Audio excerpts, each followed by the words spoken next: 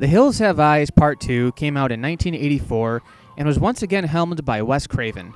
It takes place 8 years after the first film, and although it starts with the character Bobby reliving the nightmare, the rest of the film has a mainly different cast venturing into the same mountains despite hearing about the legend of the Jupiter clan.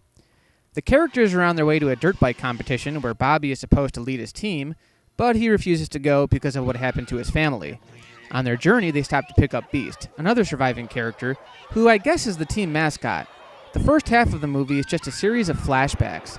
It's all filler to compensate for the lack of footage they shot. Yeah, even the dog has its own flashbacks about what happened.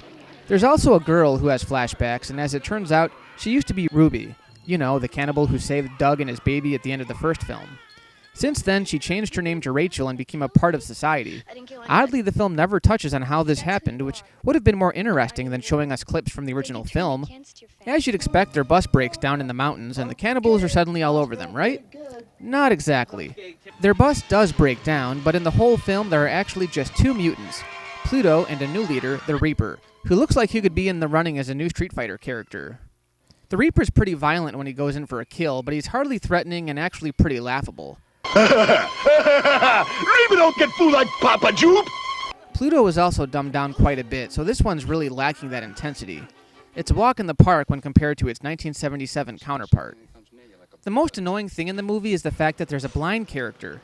That in itself isn't so bad, and actually makes the end kind of suspenseful.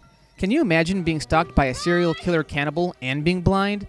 What makes it bad is that I didn't know she was blind until halfway through the picture, when she actually brings up the fact that she's blind.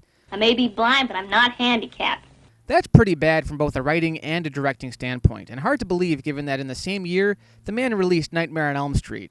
It's as if they tacked that part on to make the rest of the movie suspenseful. Needless to say, it isn't exactly one of Wes Craven's signature films. Let's move on to the remake sequel, which was actually written by Wes Craven and his son Jonathan, who also wrote Mind Ripper, an unofficial sequel to the original. Maybe we'll review that another time, as it's hardly related to the series. This one goes in a slightly different direction, although it's still basically a bunch of ignorant dumbasses traversing the mountains. It's got a group of army grunts setting up camp in the mountains where they start getting picked off one by one. It's a little far-fetched, only because you'd think a bunch of army grunts would be packing some artillery. Just look at those guys from Aliens.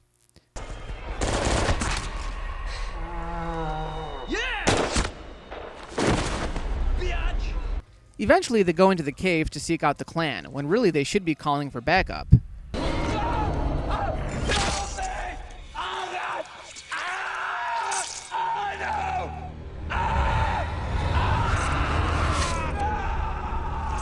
One of the women characters gets caught in one of the more chilling scenes, where we discover the mutants' motives in one line of dialogue. Get me, baby. By the way, this one's played by Derek Mears, who also played Jason in the Friday the 13th remake. The rest of the grunts run around the tunnels for a while as they rescue their captured comrade and finally have a one-on-one with Chameleon. It's pretty gross, but hey, if that's your thing, it's satisfying as hell. Neither sequel is all that memorable, but if I had to pick, the update gives you more bang for your buck. They're both extremely predictable and neither take as many risks, which is surprising.